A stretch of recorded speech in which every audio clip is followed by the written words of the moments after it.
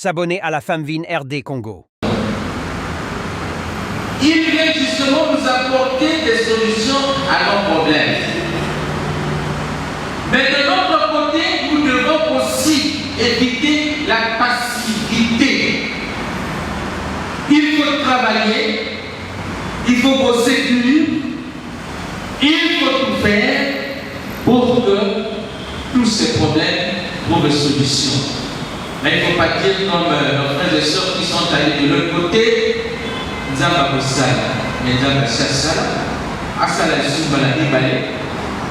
montré, il nous a donné la leçon modèle. En cas de, vous allez procéder de la sorte. Donc nous devons éviter la passivité. Et c'est ça la différence entre les chrétiens de l'église catholique et les autres églises. Et ceux qui ont beaucoup de aujourd'hui, une question que je me pose.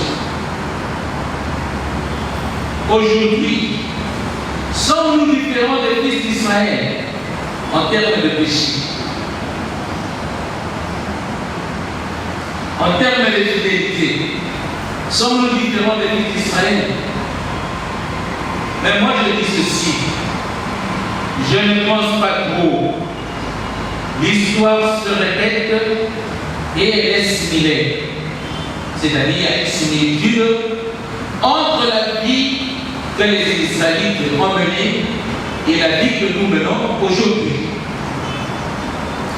À voir ce qui se passe dans notre monde aujourd'hui, dans notre société, on se dit ce n'est pas possible, même c'est Kinshasa.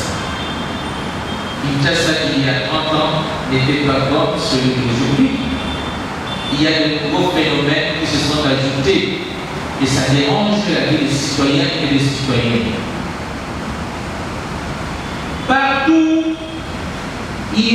Partout dans le monde, il y a des tueries. Ici également, il y a des conflits au niveau national, au niveau international, au niveau local, au niveau de nos familles. Il y a l'absence de la paix. La paix n'existe pas. Quelqu'un qui est affamé, quelqu'un qui chaque jour ne voit même pas un petit billet de banque, par exemple 1000 francs, pour avoir 1000 francs, il faut mettre peut-être 4, 5, 6 jours pour faire une semaine. Est-ce que vous vous rendez compte qu'ici à Kinshasa, même dans votre quartier, il y a des gens qui souffrent? Ils n'ont rien sur eux. Et celui qui n'a rien, c'est un pauvre, comment il est déclaré pauvre. Donc c'est une souffrance. Il n'a pas la paix. Partout il y a des injustices, des guerres fratricides. Par exemple, l'invasion de l'Ukraine, l'invasion du Soudan du Sud, ce qui se passe maintenant à Hamas, l'invasion de la RDC, une guerre qui nous est imposée principalement par le Rwanda et d'autres pays limitrophes. Qu'est-ce qu'on leur a fait? Partout en Afrique, des coups d'État, etc. À vrai dire, l'homme n'est plus au centre du monde. Et petit à petit, notre société est à perte de vitesse, au point que la dignité et les valeurs humaines se voient volatilisées.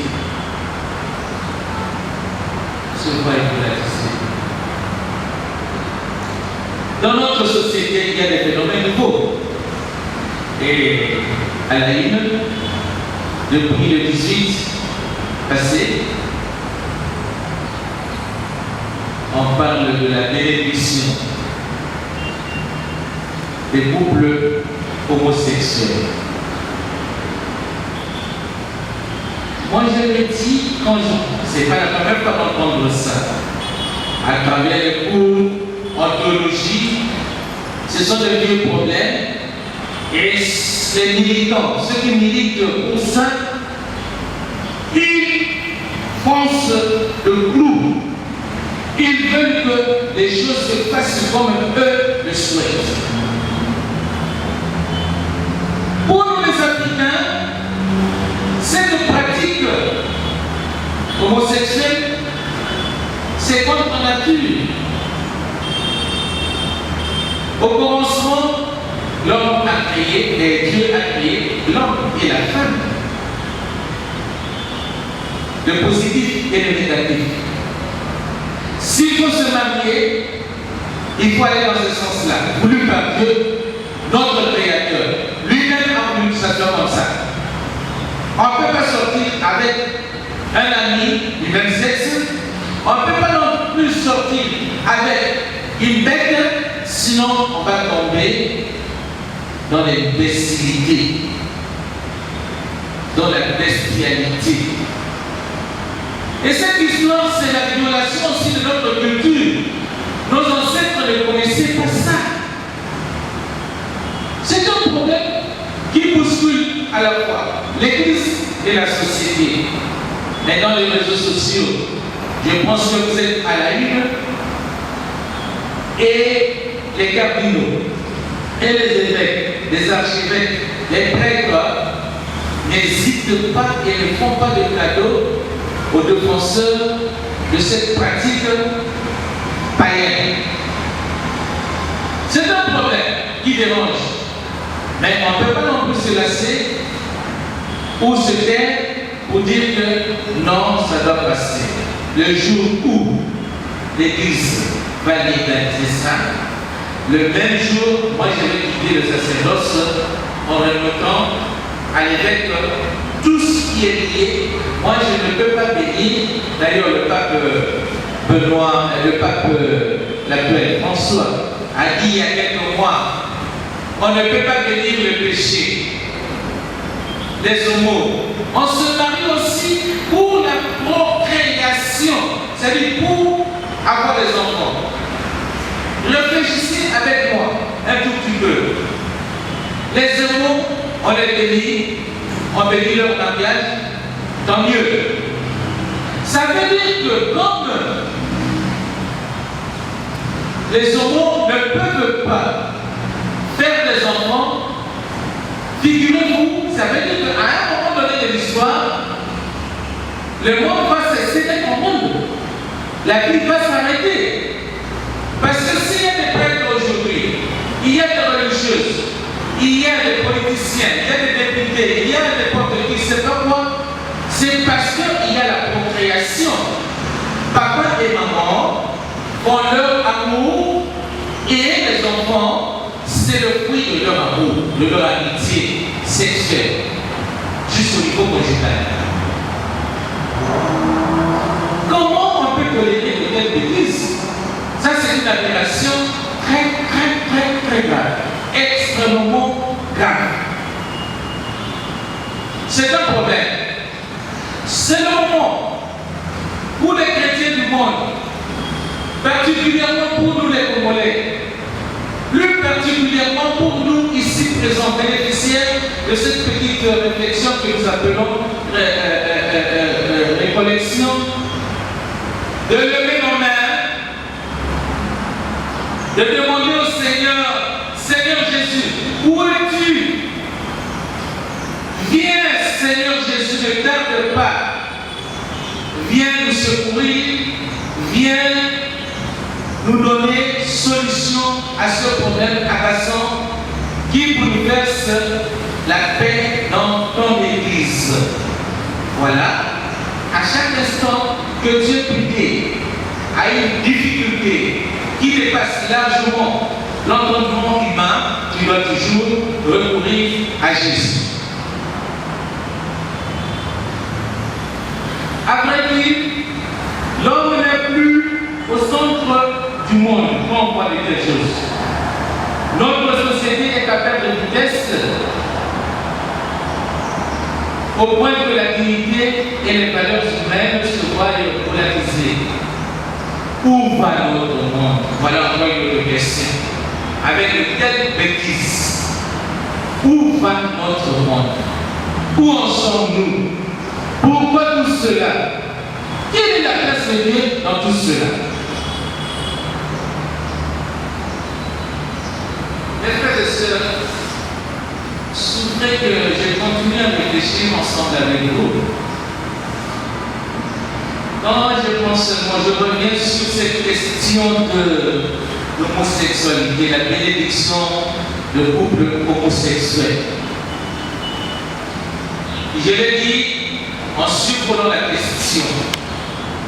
Mais maintenant, je veux aller vraiment plus profond. Vous dites que nous sommes plus bêtes que les bêtes elles-mêmes. Même les bêtes, les animaux se respectent. Je n'ai jamais vu, depuis que je suis né, un mouton, c'est-à-dire un mâle, courir derrière un autre mâle pour s'accoupler avec lui. Je ne sais pas si vous avez vu ça, moi en tout cas non. Je n'ai jamais vu un coq monter sur un autre coq. Même les bêtes savent que je ne peux pas faire ça. Dans notre règne de coq et de poule, ça ne se fait pas. Mais voilà que nous, qui taxons ces êtres-là de bêtes par rapport à la bénédiction du couple homosexuel, nous sommes plus bêtes que les bêtes elles-mêmes. Est-ce que je me peux comprendre? Vous avez bien. N'a-t-il jamais pour moi, social compagnie, la social compagnie. Quoi vous avez? N'a-t-il jamais pour moi, mon père compagnie, à ma tête, mon père moi, il y a bien compagnie. Mon père compagnie, à la tête, il y a moi. Donc, il sous qui sous pour le faire pour tout les bosses. Ils sont toujours les gars, peut-être qu'on va faire ça plus gamin. Donc, je suis en train de donner cet exemple-là pour vous dire qu'il est grand temps pour nous de lever nos mains pour aller solliciter le secours du Seigneur. Par rapport à tous ceux qui nous agacent, par rapport à nos difficultés, à nos soucis, à nos problèmes, qui n'ont pas encore de solution aujourd'hui. La deuxième petite question. Quel est le sens plénier du temps de l'Avent? Quel est le vrai sens du temps de l'Avent? Évidemment, par rapport au cri des Israélites.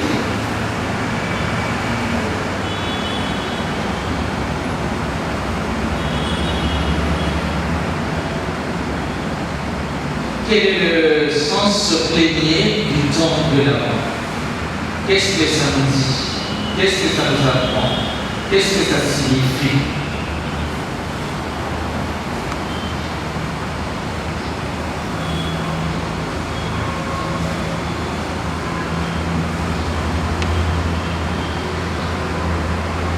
De manière simple et traditionnelle, l'Avent nous prépare à accueillir et à célébrer dans l'allégresse le mystère de l'incarnation. Lequel mystère? Le Verbe s'est fait chair.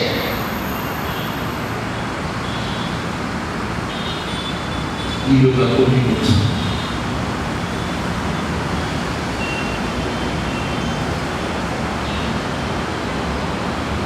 Pour cela, nous devons engager la conversion qui soit radicale et profonde.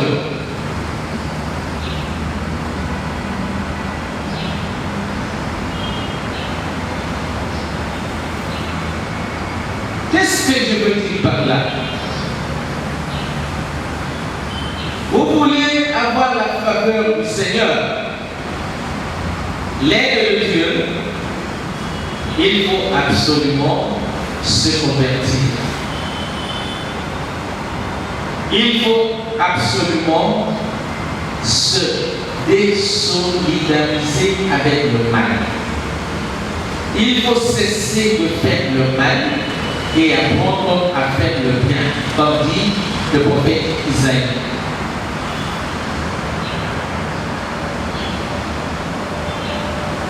Et cette conversion ne doit pas être superficielle.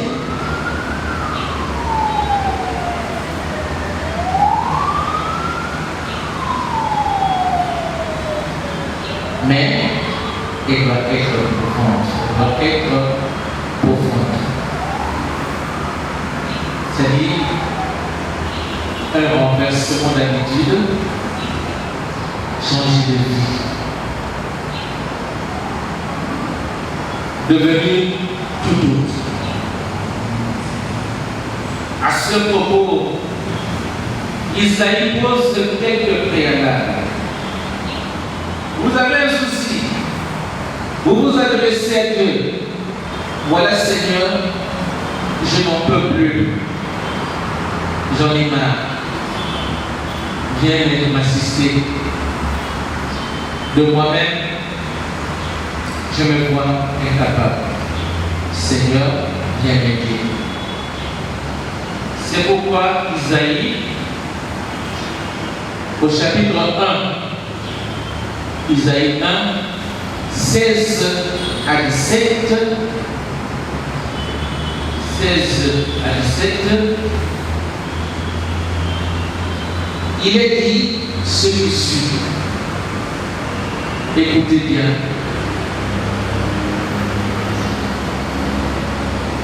Dieu dit, lavez-vous par la douche corporelle comme nous la faisons chaque jour, 2-3 fois par jour. Non. Purifiez-vous. C'est Dieu qui parle. Ôtez de ma vue vos actions mauvaises. Cessez de faire le mal. Apprenez à faire le bien. Recherchez le droit. Redressez le violent. Faites de droit à l'orphelin. Plaidez pour la cause de la veuve.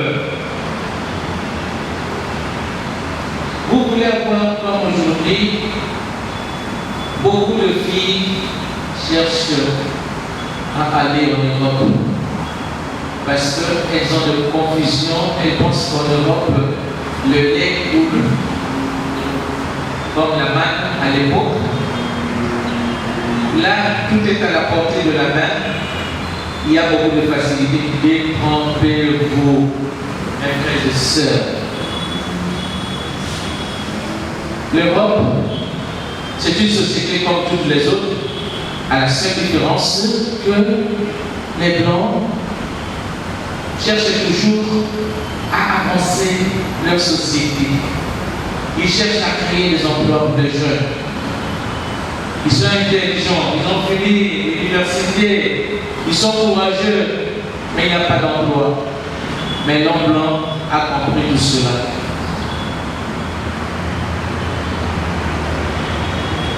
Vous voulez que Dieu intervienne dans votre vie, il vous demande de vous convertir.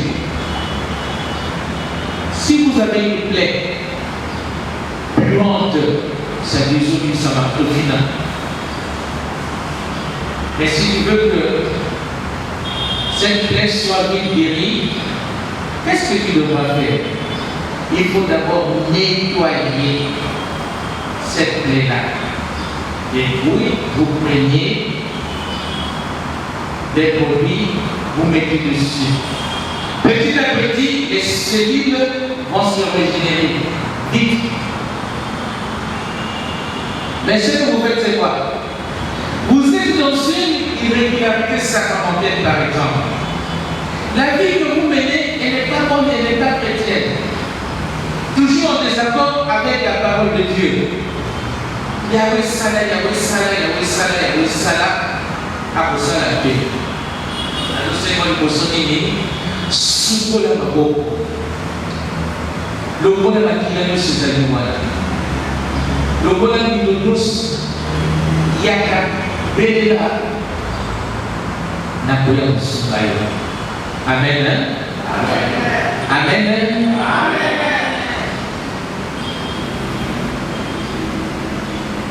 C'est comme ça qu'on doit expliquer et interpréter la parole de Dieu. Oh, Dieu est miséricordieux. Oui, il est toujours miséricordieux.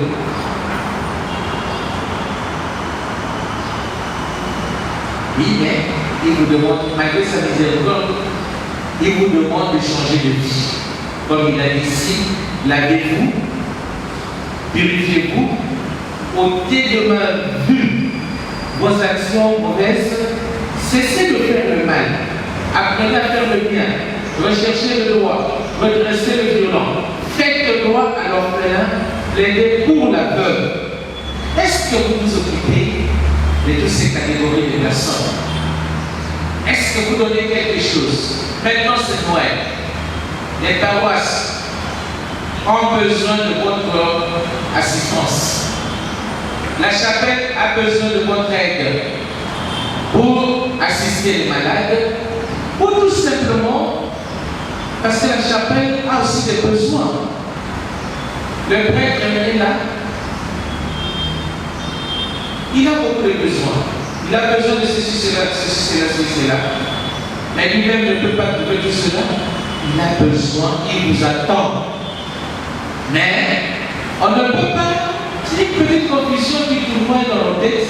Beaucoup de gens pensent que quand vous donnez par exemple la vie, vous donnez la parcelle, votre parcelle à la paroisse, que vous allez acheter la conscience de Dieu. Oui, parce que j'ai donné ça, Dieu va me donner aussi au retour ce dont j'ai besoin. Détrompez-vous. Ce qu'il attend de vous, principalement, c'est la conversion du cœur.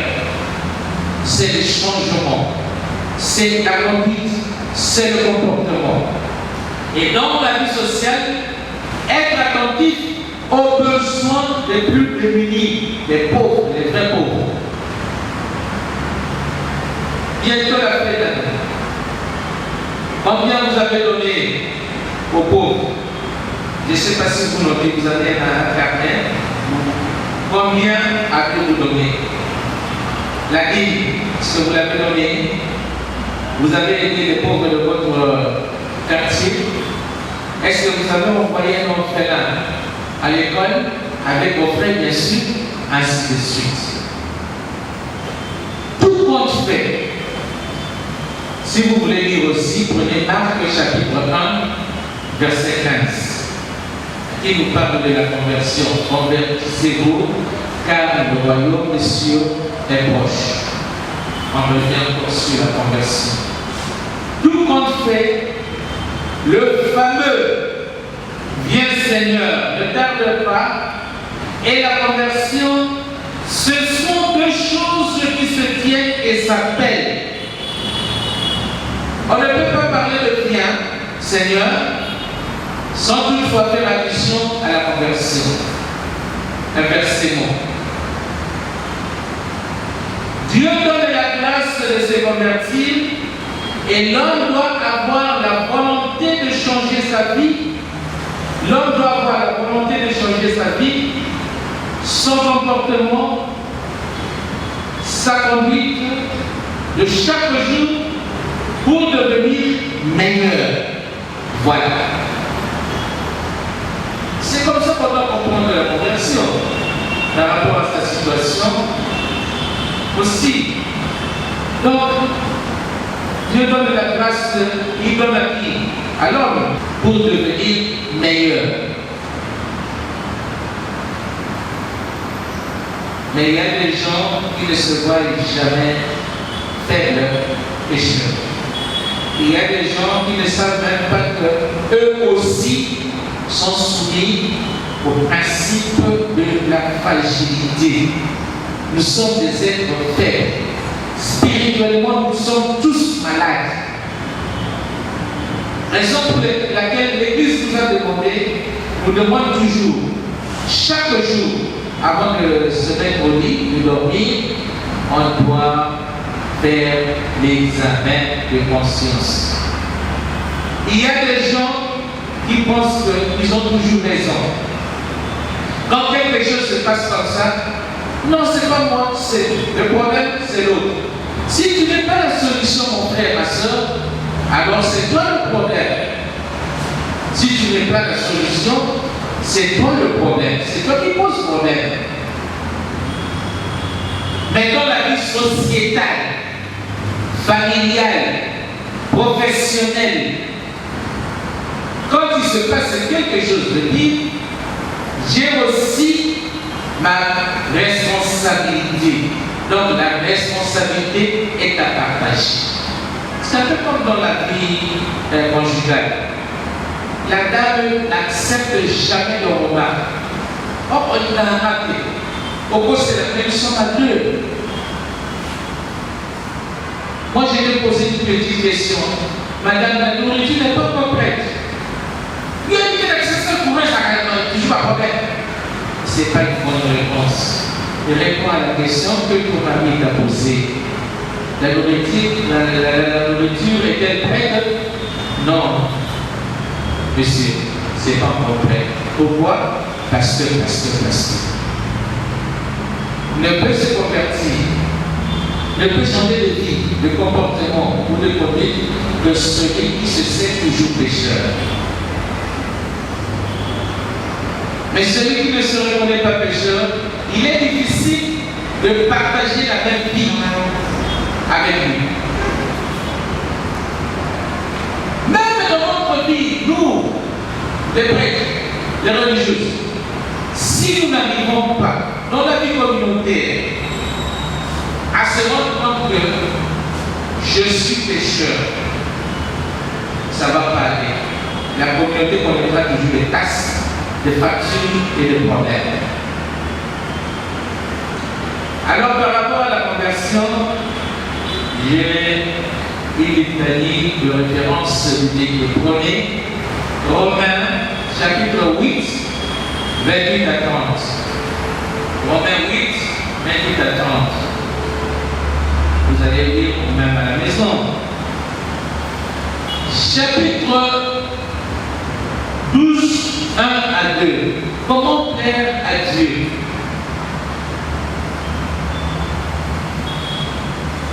Comment plaire à Dieu? Chapitre 12, versets 1 à 2. Romains chapitre 13, versets 11 à 14.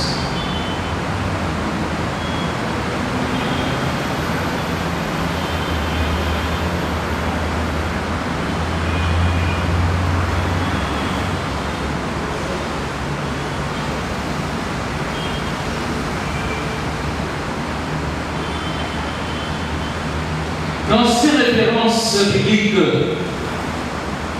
que je viens de vous donner, je veux simplement dire que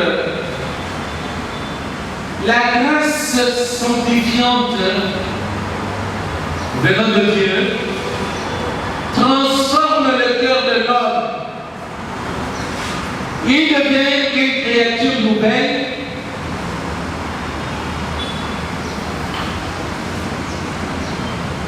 Et cette grâce sanctifiante élève, car la grâce élève, le péché rabaisse. C'est pourquoi pendant la messe, même en État, la même en français, le Seigneur soit avec vous et avec votre et devant notre cœur. C'est comme ça que nous faisons, non? Rendons grâce au Seigneur notre Dieu, cela est juste et vraiment. Ainsi de suite. La grâce élève, le péché rabaisse. Donc le péché attire vers le bas. Alors pour ne pas être attiré vers le bas, Dieu demandait, je dirais même suppliait, le peuple d'Israël a conformé sa vie à sa propre vie, c'est-à-dire la vie de Dieu. À nous, aujourd'hui, il nous demande la même chose.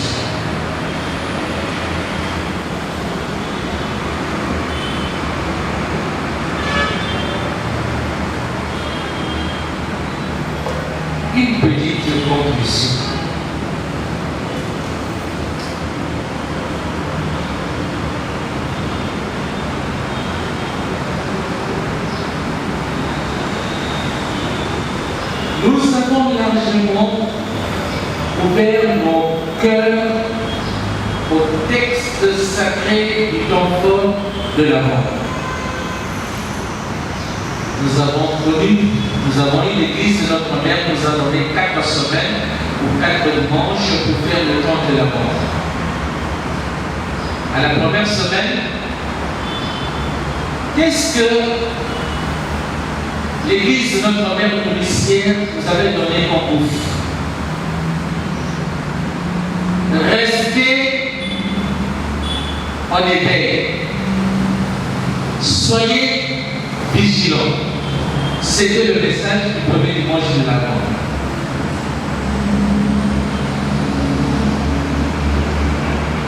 Le deuxième dimanche de l'Avent, quel était le message religieux? Il nous demandait justement d'aplanir les chemins du Seigneur, c'est-à-dire changer notre vie. Comme Isaïe, le langage d'Isaïe, cessez de faire le mal, apprenez à faire le bien. C'est ce que le deuxième dimanche nous a demandé, et intégralement tout ce temps de l'Avent qui finit aujourd'hui. Le soir, nous soulignons le temps de Noël. C'est Noël qui commence, le temps de Noël qui commence. Et au troisième dimanche, qu'est-ce que nous avons entendu? C'était le dimanche de la joie. Dans l'attente du Seigneur, nous devons être gais, nous devons être heureux, nous devons avoir les cœurs ouverts pour accueillir l'enfant Jésus qui vient nous libérer et faire le sauvetage de notre vie, pour sortir justement de la vie du péché. Et aujourd'hui, le dernier dimanche du temps de l'Avent, le 4e dimanche, quel est le message? C'est justement après la négociation de l'ange avec la Vierge Marie, Marie s'est abandonnée à Dieu. Seigneur, qu'il me soit fait selon ta parole. Fais de moi ce que tu veux, Seigneur. Et quelle était la question? Dieu, pour sauver le monde, pour libérer l'humanité pécheresse, voulait avoir justement une jeune fille capable de tomber enceinte pour mettre au monde son fils Jésus-Christ. C'est-à-dire le mystère de l'incarnation. Dieu fait homme. Il était à la recherche d'une fille comme ça, vierge. Et Dieu a envoyé l'ange Gabriel vers Marie, et l'ange a négocié avec Marie. Finalement, Marie a accepté. Le oui que Marie a donné au Seigneur, c'est justement ce oui-là qui a fait que nous puissions avoir le Christ sauveur. En effet, tous ces textes entendus étaient non seulement orientés pour célébrer le mystère de l'incarnation, mais amener nos cœurs à une éventuelle conversion. Parce que si tu n'étais pas préparé pendant ces 4 semaines du temps de l'Avent, Noël sera seulement un fait social et une fête sociale. Et ça revient chaque année. Nous célébrer la Noël, nous célébrer la Kodama, nous célébrer la Noël, nous célébrer la Kodama. Est-ce que dans mon thème, vous voulez qu'elle a dit, nous pouvons dire la vie. Pour nous, nous pas dans les courses, nous avons été pour la guerre, dans nos polos, ainsi de suite. Est-ce que tu as essayé d'éradiquer tout cela pour que ton cœur soit justement sur le spectacle-là pour accueillir l'enfant Jésus, Emmanuel?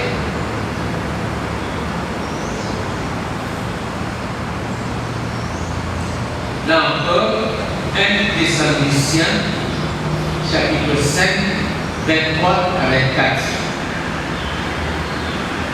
Thessaloniciens 5, 23 à 24.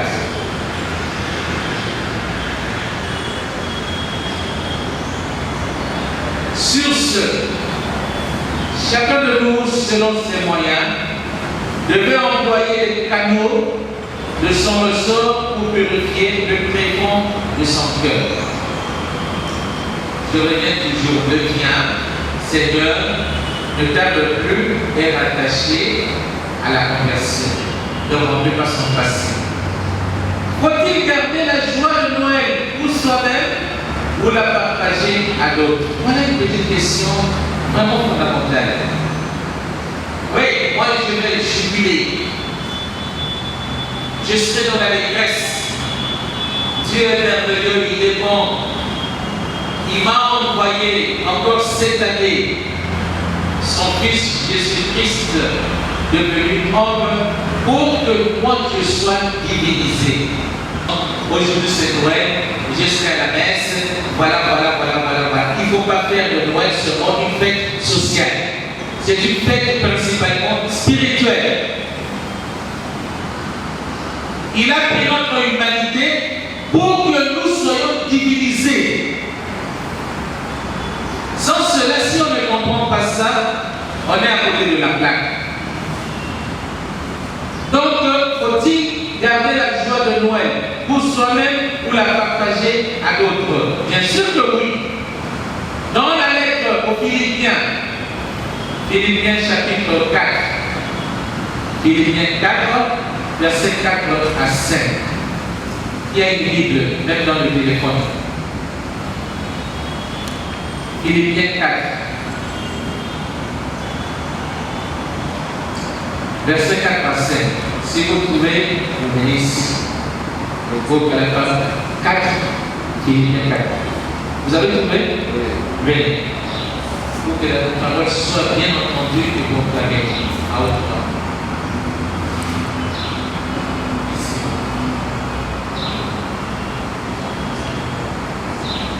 Philippiens 4, 4 à 5.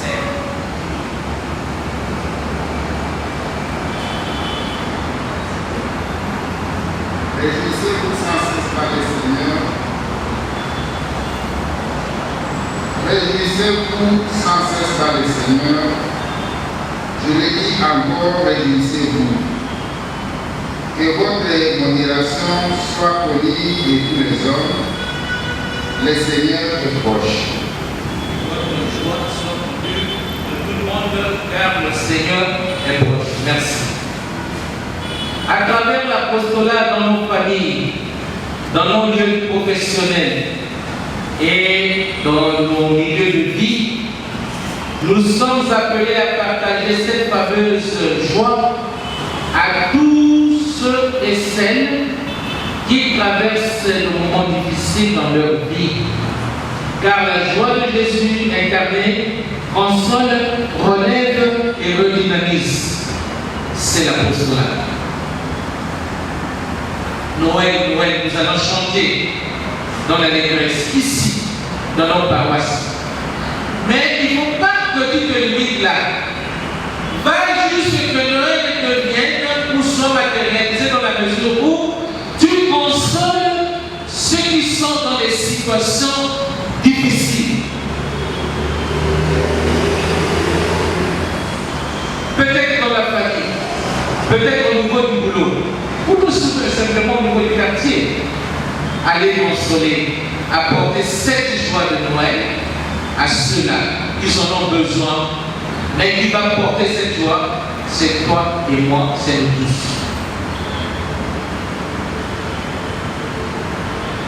Prions pour les malades. Ici, nous sommes à l'hôpital. Les malades de tout genre. Pas seulement eux, mais aussi pour penser à ceux ou celles que nous connaissons ou ne connaissons pas. Prions pour les prisonniers, pour nous et pour nous, les endeuillés, qui ont perdu la joie de vivre. Ils ont perdu la joie de vivre. La vie ne leur dit plus rien. Parce que leur cœur, les souffrances du monde ont écorché leur cœur et ils ont maintenant un cœur poussier. Pour qu'ils se sentent dans leur peau, ils ont besoin de nous. Nous devons aller vers ces gens-là. Que l'enfant Jésus leur apporte ce qu'il leur faut pour qu'ils soient redynamisés. N'oublions pas non plus de prier pour les dirigeants des nations du monde, que leur manière de gérer s'accorde avec le merveilleux plan de Dieu. Amen. Père Sébastien, Lazariste, pour ce temps de partage fraternel qui nous a touchés au fond de nos cœurs et qui a relancé notre marche vers l'accueil de celui qui vient. Ce petit temps qui nous sépare à 10 heures juste, l'heure du début de la messe est consacrée à la confession. Si quelqu'un sent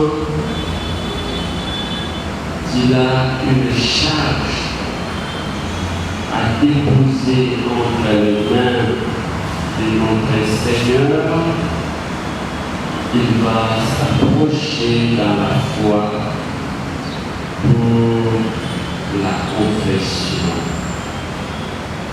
Dans l'entretemps, nous autres nous gardons silence et nous maintenons l'attitude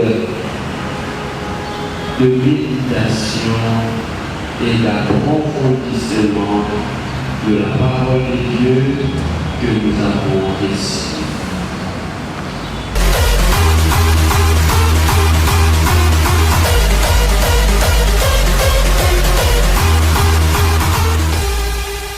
S'abonner à la Femme Vine RD Congo.